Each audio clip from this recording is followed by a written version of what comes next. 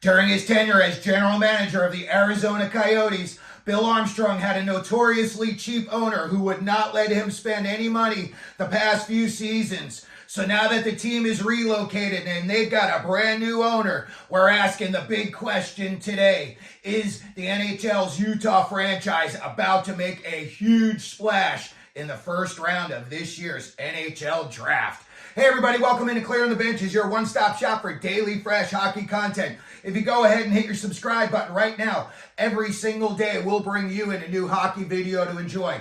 Well, when I think of Bill Armstrong's time as GM, especially the past few years in Arizona, it's like in the movie King Kong when they've got him all chained up. People are walking right up close to him. Nobody's impressed. Everyone's like, no big deal. We're safe.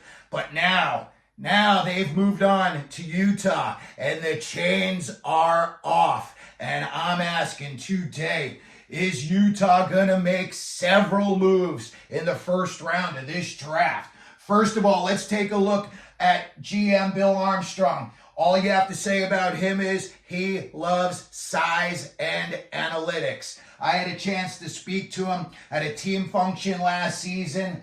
First of all, he's a really, really nice guy. And second of all, he knows his stuff and he's very businesslike.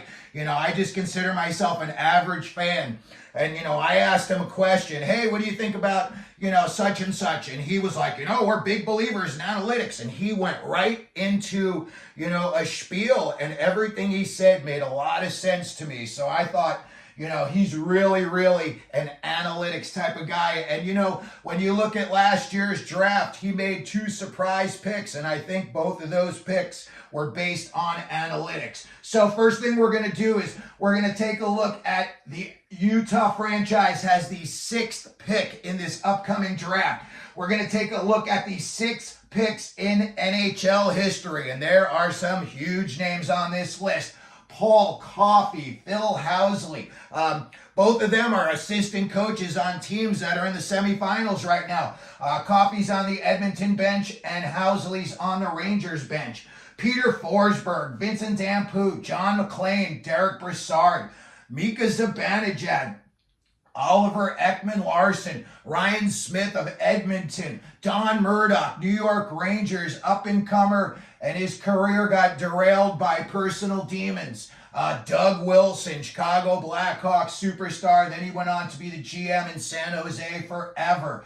Recently, you got a couple of guys, Matthew Tkachuk, Pavel Zacha. When you look at the recent overall number 6 picks, you're looking at 2018 and 2019. Detroit had both Philip Zadina and Maurice Seider. 2020, the Ducks had Jamie Drysdale. 2021, Detroit again with Simon Edvinsson. And 2022, it was David Jiricek. And last year, Arizona made Simashev the pick with the number 6 overall pick. When you look at the recent Arizona draft picks, a couple of years back, Barrett Hayden and Victor Soderstrom were drafted high. Hayden went 5th overall. It hasn't worked out really for him so far. Soderstrom, 11th overall, and I just don't think it's going to work out. I saw him up close. He's a smaller defenseman, and I just don't see it working out. Now, guys that I do see it working out for them, Dylan Guenther, Logan Cooley, Josh Doan. They have Connor Geekie and Maverick Lamoureux in the pipeline about to make this team. So in their recent selections, they've got a lot of guys that are going to be playing on this team real soon. When we take a look at their options at number 6, okay, first of all, they could keep the pick and they could make their own selection. I personally think that if Stalayev or Lindstrom are available, Bill Armstrong's going to knock somebody over trying to get to the podium to make one of those 2 guys the pick. If they're not available, and he decides to keep the pick, I think that they would want to go with somebody on D. You got Zeev Buyum, he could be your power play guy with Jersey for the future.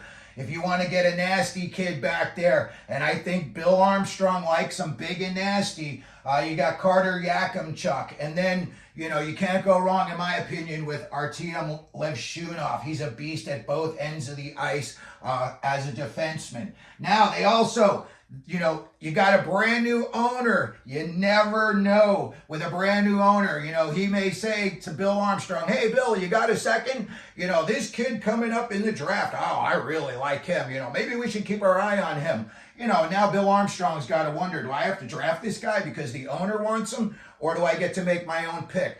I really don't think that's going to be the case, especially in the first year of a new franchise. I think the owner is going to want to, you know, be a little bit more hands-off and let the hockey people do their jobs. But again, if they decided that, you know, they wanted to move up for a player that they wanted, check this out. Over the next 3 years, they have 10 second-round draft picks and 7 third-round draft picks. That is 17 assets right there in the first 3 rounds of the next 3 years that you could do a lot with. You could take a player, you know, Clayton Keller, the All-Star, does not have a no-trade clause. So if you wanted to move him, you could. You know, if they wanted to move up and they wanted to do something crazy, maybe try to go after, like, you know, Demidov, or they had their heart set on Levshunov and they really, really wanted him, you know, maybe now is when you call these teams and you say, hey, we've got all of these draft picks in the future. We'll give you, you know, Clayton Keller and 3 second rounders. That would be very hard to turn down if you're a team that's selecting, you know, high up like that. Again, you've got a guy who's already skilled in Keller in the NHL, and I'm just using him as an example. Any NHL player you'd be bringing in would have skill already. But again, they have 17 picks in the next 3 years, second and third rounders. They could trade the pick. You know, in my opinion, the number 6 pick, if they wanted to, maybe they say, hey, we want Mitch Marner from Toronto. We'll give you the number 6 pick. Personally, I think that would be more of a trade, that Clayton Keller would go to Toronto and you'd bring Mitch Marner in and you would keep your number 6 pick. You know, your front end would have a definitely different look next year. You know, you would have guys like Marner, Cooley, Gunther all up front together. And in my opinion, Marner is a little bit of an upgrade over Keller. And that's just, again, my opinion. You know, the new owner, again, you know, maybe he's a lifelong fan of some guy in the NHL and he says, you know what, I don't care what you do otherwise, but I want this guy on our team. You know, that's always a possibility. Again, less than 50-50 chance, but you never know when you've got a new owner what he is going to do. You know, they could also do stuff like they could take their pick and they could trade down a little bit. You know, if they wanted to, maybe there's a player on another team that's picking, you know, within the next 4 or 5 picks that they say, hey, you know, we'll swap 6 and 10 with the Devils and you throw in, you know, whoever they want, a prospect, you know, Holtz, something like that. That's also an option. You know, it all depends on who is available at the number 6 pick. It's all depending on, does the new owner have something he wants to do? Does Bill Armstrong, you know, are there guys out on the free agent market that, you know, he's going to say, hey, the second the draft is over, we want to make sure that we're not overdrafting in a certain position because we're going to be bringing in these guys who also play that position. That's also a possibility, you know. And if they did decide to trade down, you know, just a few picks, there's other guys, you know, if you're swapping first rounders, Consta, Hellenius, Beckett, Seneca,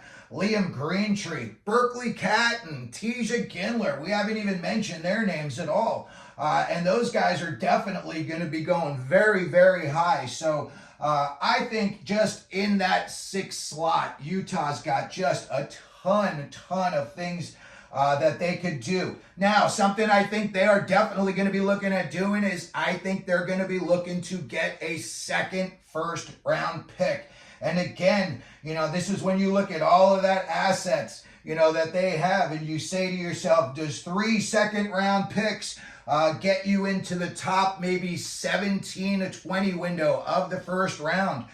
Maybe if you threw in a player, Barrett Hayden, Lawson Krause, and those 3 second-round picks, would that get you into the top 12? Again, maybe they're in love with a player that they really want to get, but in this position, they have got so many options, and I think now that Armstrong's going to be able to spend, I think they are going to be a very, very busy team in the days leading up to the draft and at the draft, and then as soon as free agency starts, I believe they are definitely going to be making a lot of noise.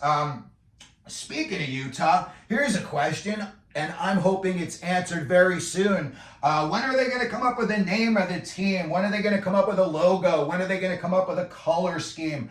I certainly hope that it would be before the draft. It would be a lot more fun if we don't have to hear the NHL Utah franchise every time there's a selection made. It would be really cool if they already had a name. So anyway, that's going to do it for today's video. This is the number 6 overall pick that the Utah hockey team has. And again, with a new owner, Bill Armstrong's finally going to be able to spend some money. This could be a very, very busy off season for them. So let me know what you think down in the comments section. Let me know if there's any trades you think that they might make. If you could, please hit your like button, hit your subscribe button, and as we always do here at Clear the Benches, let them know you're out there.